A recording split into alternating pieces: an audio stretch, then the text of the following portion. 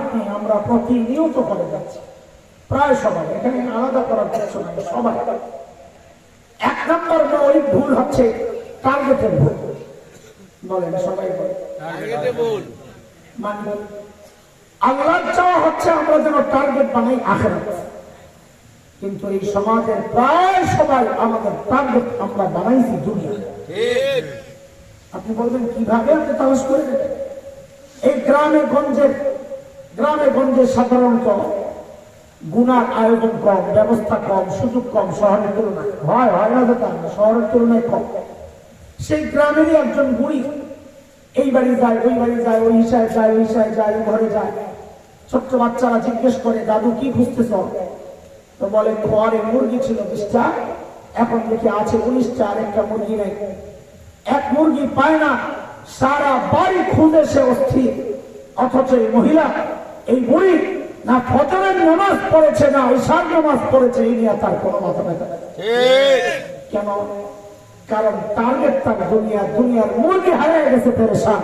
যদি টার্গেট আখিরাত হতো তো ফজরের নামাজ ছুটে গেলে সে মাটির মধ্যে চিৎকার করতাম, গড়াগড়ি খেত। কথা কথা দেখে হযরতে সাহাবায়ে কেরাম রিদওয়ানুল্লাহি আলাইহিম আজমাইনদের সাথে আমাদের এই জায়গায় মৌলিক একটা পার্থক্য। কিছু পার্থক্য আজকে আলোচনা যদি শেষ পর্যন্ত নিতে পারি, আরো কিছু পার্থক্য ইনশাআল্লাহ আসবে। সাহাবীদের সাথে এখানে একটা আমাদের পার্থক্য, মৌলিক পার্থক্য কি? পার্থক্যটা বোঝার জন্য আগে একটা উদাহরণ বুঝেন, পার্থক্যটা বোঝা। ছোটবেলায় আমরা লেখাপড়া করছি, একটু আধটু খেলাধুলাও করছি। মুরব্বীরা কথা বলে, বাবা খেলছেন না? জোরে না করে তো আমি স্মরণে করে যাই, খেলছেন না? হ্যাঁ, আপনারাও খেলছেন, আমরাও খেলছি। তখন ছোট ছিলাম। এখন মাওলানা হাসান জানি যখন খেলছি তখন তো ছিলাম হাসান না। হাসান নিয়ে খেললে তার সমস্যা লাগে, মাওলানা হাসান জানি খেললে না সমস্যা। কিন্তু লেখাপড়াও করছি আলহামদুলিল্লাহ। আমি আমার ক্লাসে বড় এক নম্বর দিচ্ছি, তো লেখাপড়াও করছি, খেলাধুলাও করছি। এখনকার বাচ্চারাও লেখাপড়া করে, খেলাধুলাও করে। তা আমাদের সাথে এখনকার বাচ্চাদের পার্থক্য, মূল পয়েন্টটা বুঝেন পার্থক্য। আমরা করতাম লেখাপড়া, ফাঁকে ফাঁকে খেলতাম। আর এখনকার বাচ্চারা চায় সারাদিন মোবাইল টিপবে আর খেলবে, ফাঁক পাইলে পড়বে। এরা পড়ার জন্য ফাঁক খোঁজে, আর আমরা খেলার জন্য ফাঁক খুঁজতাম। ঠিক সাহাবীদের সাথে আমাদের মৌলিক পার্থক্যের পয়েন্ট এটা। সাহাবায়ে কেরামও দ্বীনের কাজ করেছে, আখিরাতের কাজও করেছে। আমরাও দুনিয়ার কাজ করি, আখিরাতের কাজও করতেছি।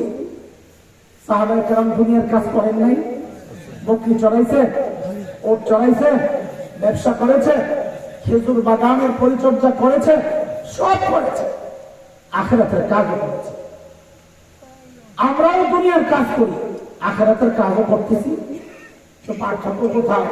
ওই পয়েন্ট আগেরটা মনে রাখে। পার্থক্য হচ্ছে সাহাবায়ে কেরাম করতেন আখিরাতের কাজ, ফাঁকে ফাঁকে করতেন দুনিয়ার কাজ। আর আমরা করি দুনিয়ার কাজ, ফাঁকে ফাঁকে করি আখিরাতের কাজ। এই যে মাঝখানের গ্যাপটা, এই গ্যাপকে যত কমাইতে পারবো, বড়রা বলেন একটা কথা, দাম কথা, দুনিয়ার জিন্দেগিতে সাহাবীদের যত কাছাকাছি বসতে পারবা, হাসরে সাহাবীদের তত কাছাকাছি থাকতে পারবা। সুবহানাল্লাহ। হিসাব শুনুন। চলেন তো একটু আপনাদের একটা আয়না দিয়ে, আয়না ছিলেন না? জি। আয়না দিয়ে দেখেন তো, আয়নায় নিজের চেহারাটা দুনিয়াদার হিসাবে ওঠে না আখিরাত ওয়ালা হিসাবে ওঠে? দেখেন, একটা আয়না দিতেছি আমি, এখনো তো দেইনি, পরে দেওয়ার পরে চেক করি। আয়নাটা হচ্ছে আমাদের বড়দের একটা উদাহরণ। বড় বলেন দুনিয়া জিফা তালিবুহা কিলাব। যেহেতু তলাবা ছাত্র ওলামারা আছে, এই জন্য একটু ভেঙে দিই, নাইলে পরে আবার আমরা গোমরা বানাই দিই। সেটা হচ্ছে এই যে কথাটা বললাম এখন, আরবিটা আমাদের কাছে অনেকের কাছে পরিচিত এটা হাদিস, কিন্তু আমাদের হযরত মুফতি আব্দুল মালিক হাফিজাহুল্লাহ বলেছেন এটা হাদিস না, এটা প্রচলিত জাল হাদিস, সমাজে ছড়ায় গেছে এটা হাদিস। তবে কথাটা অনেক ওজনওয়ালা, হাদিস না কিন্তু কথা ওজনওয়ালা। এইবার বোঝেন কথাটা কি। বড় বড় দুনিয়া জিফা তালিবুহা কিলাব। দুনিয়া হচ্ছে মৃত জন্তুর মতো, ঘরে মরা গরু বোঝানোর জন্য বলতে। যার ভোক্তা কুত্তা মরা গরু খায় কে? সবাই বলেন ধরে, একসাথে না বললে পেস লাগবে না। বলেন মরা গরু খায় কে? আরো জোরে। সবাই না বললে তো পেস লাগবে না, কারণ মরা গরু খায় কে? বাঞ্চারা মরা গরু শকুনে খায় না, শিয়ালে খায় না। তা আমিও বললাম আমার তালে তালে আপনারাও তাল মিলাইলেন স্লোগান। বিষয়টা কি? হ্যাঁ, এটাই হলো বুঝার জিনিস। মরা গরু কুকুরের জন্য হালাল, শিয়ালের জন্য হালাল, শকুনের জন্য হালাল। দোষ খালি কুত্তার। কারণটা কি? বলে কুত্তার মধ্যে এমন কিছু বদ স্বভাব আছে যার কারণে কুত্তা আসামি হয়েছে, অন্যরা আসামি হয় নাই। বর্ণ মানুষ যদি ওই স্বভাবগুলো তোমার মধ্যেও থাকে, তো তোমার মধ্যে আর কুত্তার মধ্যে কোনো পার্থক্য নাই, তুমিও আত্মা একটা দুনিয়াদার। প্রশ্ন হচ্ছে কুত্তার সেই স্বভাবগুলো, তা আমার সাথে সাথে জবাব দিলে তাহলে পরামর্শ হবে। বলেন তো, শকুন মরা গরু কখন খায়? রাতে না দিনে? হ্যাঁ, পোলা বান্ধব শকুন দেখে না, জবাব দেয় বিশ্বাস কর। শকুন মরা গরু কখন খায়?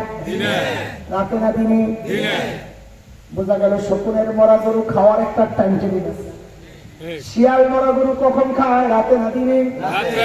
বোঝা গেল শিয়ালের মরা গরু খাওয়ার একটা টাইম টেবিল আছে। এবার বুঝে শুনে বলেন তো, কুত্তায় কখন খায়? আমি যেমনি বলি অমনি করে, যখন পায় তখন খায়, যখন পায় তখন খায়। কথা ঠিক? বোঝা গেল কুত্তার মরা গরু খাওয়ার কোনো টাইম টেবিল নাই।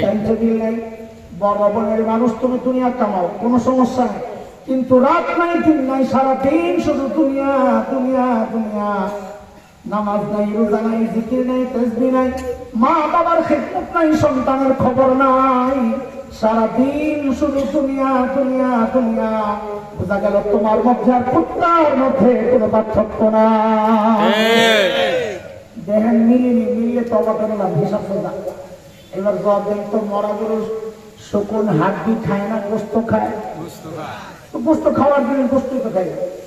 শিয়ালও গোস্তই খায়, কুত্তায় কি খায়? দুটোই খায়। হ্যাঁ, হাড্ডিও খায়, গোস্তও খায়। তাহলে কুত্তার স্বভাব কি পাইলাম? যেটা খাওয়ার জিনিস গোস্ত ওইটাও খায়, যেটা খাওয়ার জিনিস না হাড্ডি ওইটাও খায়। বড় বনের মানুষ, আল্লাহ তোমার মাল দিচ্ছেন দুই রকম, একটা হালাল আর একটা হারাম। হালাল তো খাওয়া যায়, হারাম তো খাওয়া যায় না। তুমি যদি হালাল খাওয়া যায়